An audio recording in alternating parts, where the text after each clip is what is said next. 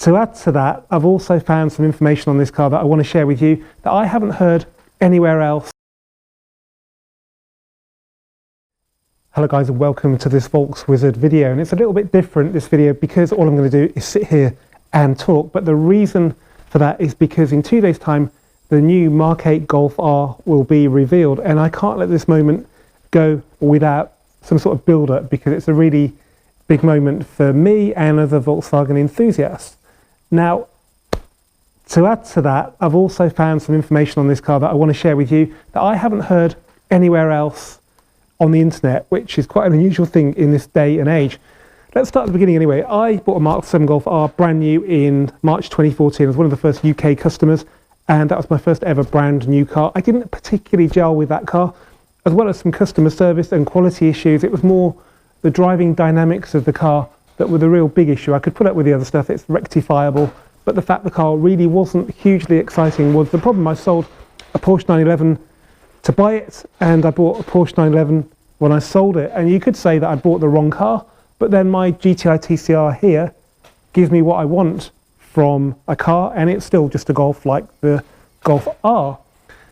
So I'm hoping that with the Mk8 things will be better, and there's some very good signs that they will. For a start, our GmbH is a subsidiary of Volkswagen, much like Quattro GmbH and now Audi Sports are a subsidiary of Audi and M Division and BMW and AMG and Mercedes.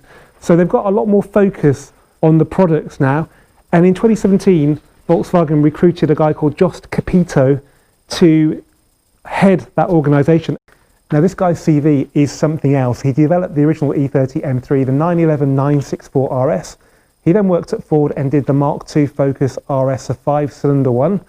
And then he looked after their rally program during 2006 and 2007 when they did really, really well.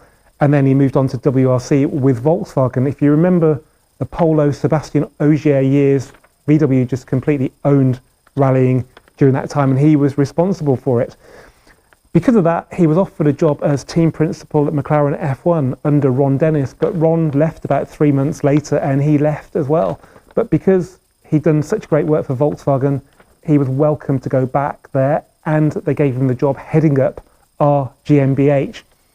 Now, he was interviewed in 2020 and he discussed the new Golf R. I think it was Motor Trend, an American publication, and they asked him, how does the new model improve upon the prior one? He says it's a real honour for him to do a Golf because he had an original Golf, presumably a Mark I, when he went to university. After that he had a Mark II Golf GTI, and now being able to deliver a Golf R model, I think it's like the crown of my career. I can't tell you too much about what we put into the car, but there's a lot of small improvements, and the overall car is a real driving machine. So yeah, I think the new Golf R on that basis will be quite special, and I've got some information on it that I want to share with you.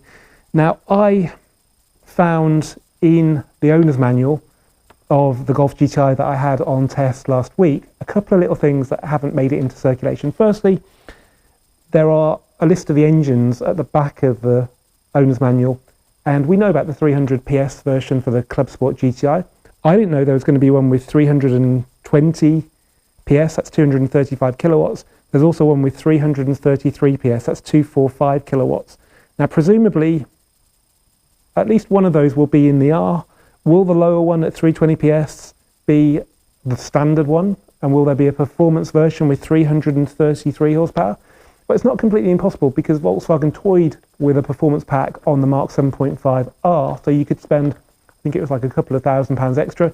You got bigger brakes and you got the 19-inch wheels. So if you look back at the Mark 7 GTI, they did that then, and then for the 7.5 it became a proper model in the range, and now it's, you know, even like a Club Sport is now a non-limited production car.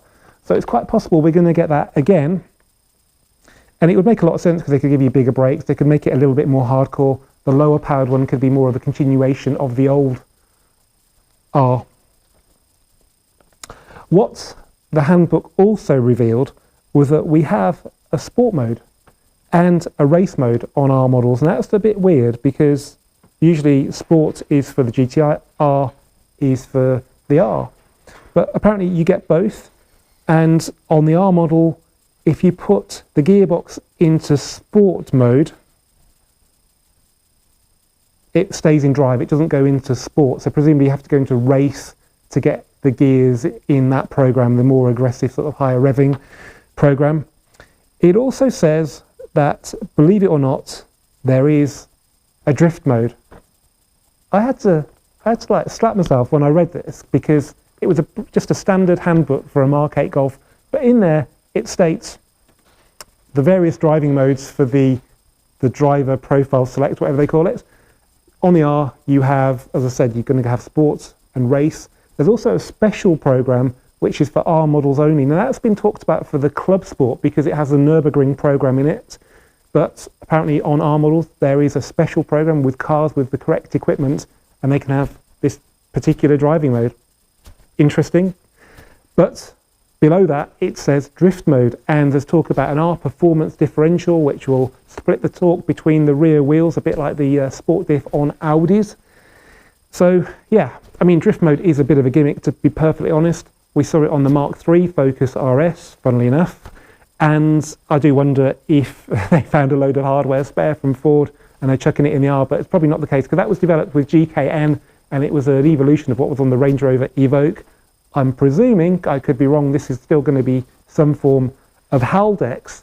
So yeah, that's pretty exciting. Hopefully they're going to beef up the drive shafts and make it really strong and durable. And beyond drift mode, which you shouldn't really use on the road, and you can't really use it on the track without getting black flags. It's such a stupid gimmick.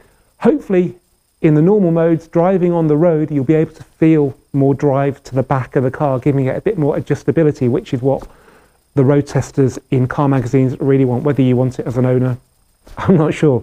But yeah, I do remember when Dan Prosser tested the Audi S3, I think, or the RS3 versus the Golf R, he said the rear end of the Golf R didn't really display any sort of the rear drive characteristic, so it was completely sort of inert at the back when it came to putting drive to the back wheels. Well, hopefully this will fix that for Dan, and Dan will like it even more now. Now let's talk about the looks of the Mk8 Golf R. There have been lots of spy shots around of them, but those cars have been deliberately camouflaged so they don't look like the production car. What we're going to get is a big air dam without this bit that breaks it up, because this is what's been bolted on to the spy shots. If you look very carefully, you'll see two big screws there. So yeah, we're going to get the big air dam. We probably won't get the 5 LEDs of the GTI, because I think they belong to the GT model, so GTD, GTE, and maybe it needs the air there for cooling. Let's rather have like an intake there rather than have the fog lights in the way. We're going to get the light bar. Love it or hate it, we're going to get the light bar from the Mk8 GTI, I'm pretty sure about that. And we're also going to get a new logo that looks like a bent up paperclip. Also in the handbook, there is talk of cars having matte paint. So you know when you don't get a shiny lacquer, you get a matte finish and it's a bit like a wrap. Well, in the handbook, it says how to wash your car, do it this way. If you've got matte paintwork, you need to be extra careful and all that. I couldn't believe I was reading a Volkswagen handbook, but I'm pretty sure this suggests that somewhere down the line, whether it's the R model or other models, you're going to be able to get a Volkswagen from the factory with matte paintwork. How cool is that? Okay, let's talk about transmissions now. So you probably know when the Golf R came out in 2014, the Mark VII, it had the choice of a manual or a 6-speed DSG. For the 7.5 model, it evolved into a 7-speed DSG, and for a bit of that time you could order it with a manual, but that sort of vanished from the range about a year before it was deleted, or maybe like 2 years before it was deleted. So it was quite a long time when it was just DSG only. Well, there have been some video from the Nürburgring where it does really sound like there's going to be a manual Mk8 Golf R.